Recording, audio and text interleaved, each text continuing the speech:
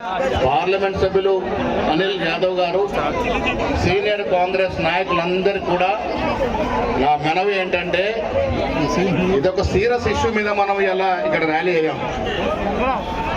దేశమంతా కూడా వాళ్ళ బాధతో ఎదురు చూసినటువంటి సందర్భం. శ్రీశైలం గారు కూర్చోండి, ఏదో చోట కూర్చోండి, అడ్జస్ట్ కాండి. మేడం మీరు కూర్చోండి, ఏదో చోట కూర్చోండి, మీరు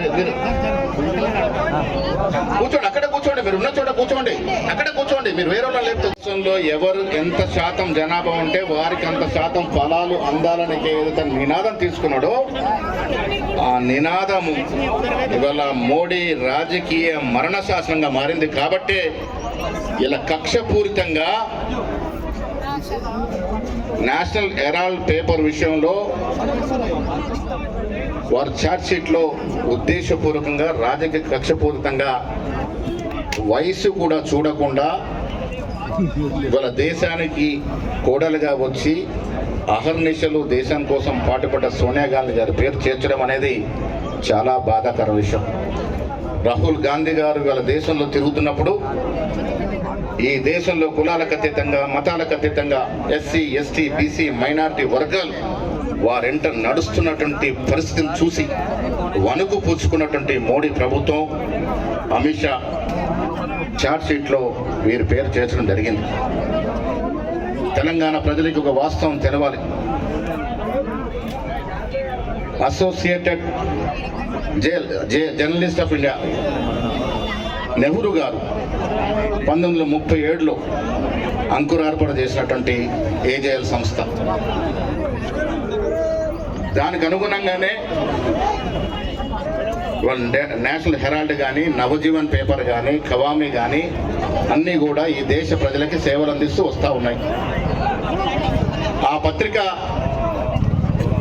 నష్టాల్లో ఉన్నప్పుడు బయటో పోయి आपको స్పెషల్ బోల్నా క్యా,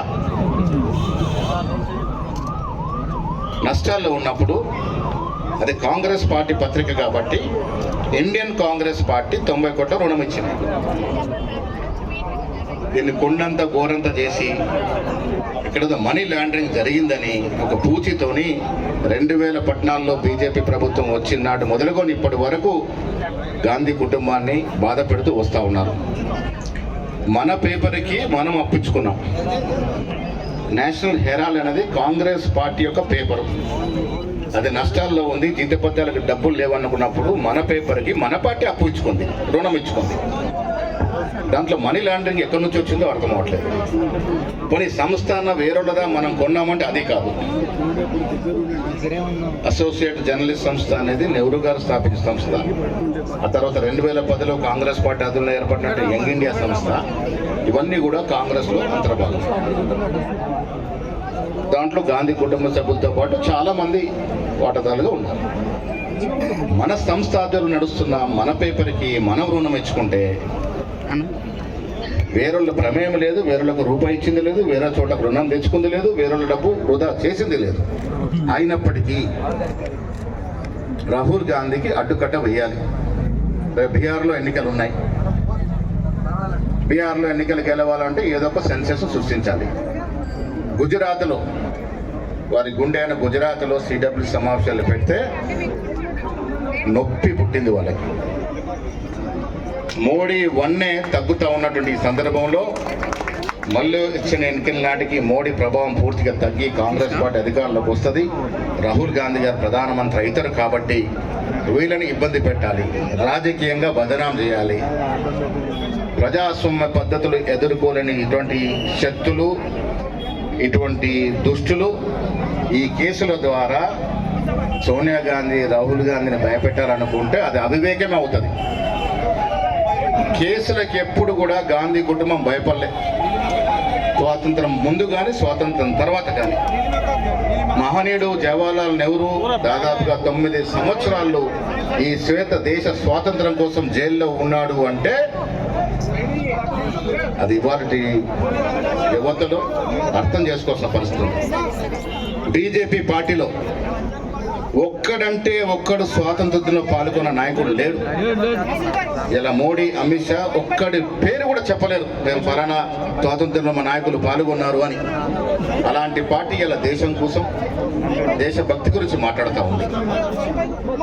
నేను మీకు తెలంగాణ ప్రజలు విజ్ఞప్తి చేస్తే ఇలా పెద్దలందరూ మాట్లాడతారు. ఇప్పుడు పసలేని కేసును తీసుకొచ్చి గాంధీ కుటుంబాన్ని ఇబ్బంది పాలు చేసి రాజకీయ లబ్ధి పొందాలని చూస్తున్నటువంటి మోడీ, అమిత్ షా ప్రభుత్వానికి కనువిప్పు కలిగే విధంగా నిన్న అన్ని జిల్లాల్లో కాంగ్రెస్ శ్రేణులు, ప్రజాస్వామ్యం మీద నమ్మకం ఉన్నటువంటి పౌరులు, లౌకికవాదం మీద నమ్మకం పౌరులందరూ ధర్నా చేశారు. ఇవాళ రాష్ట్రంలో హెడ్ క్వార్టర్ అయినటువంటి హైదరాబాద్లో ధర్నా ఇవాళ చేస్తా ఉన్నాం. డిప్యూటీ ముఖ్యమంత్రి, మంత్రులు, మా ఇన్ఛార్జ్ అందరూ కూడా సమక్షంలో ధర్నా చేస్తా ఉన్నాం. ఈ ధర్నా కొనసాగుతుంది. ఇప్పుడు పెద్దలు వారి వారి సూచనలు చెప్తారు. దయచేసి నిశ్శబ్దంగా కూర్చోండి, ఎవ్వరు కూడా నిలబడదు. అంజన్ భాయ్ మీరు కూడా ముందుకు అమ్మా, మీరంతా కూర్చోండి అమ్మా. లేడీస్ మీరు నిలబడితే వెనుకోలు కనబడదు దయచేసి. కొమరయ్య కూర్చోండి, ఎక్కడో అక్కడ కూర్చోండి దయచేసి. బాబు మీరు కండవాలు వేసుకున్న వ్యక్తులు కూర్చోండి, మీరు ఎక్కడ ఎవ్వరు నిలబడడం లేదు. दामोदर రండి दामोदर नरसिम्हा गारू मंत्रिवर्युలు अजमत भाई उनको ले लो आप उठ के उनको आप नौजवान है पीछे खड़े हो जाइए उनको ले लीजिए मंत्रिवर्युలు दामोदर नरसिम्हा गारू वर्किंग प्रेसिडेंट अंजन कुमार यादव गारू రండి अंजन भाई लोपल రండి अजमत भाई उठ के ले लो सबको ले लो और अंजन भाई को ले लो महिला कांग्रेस को ले लो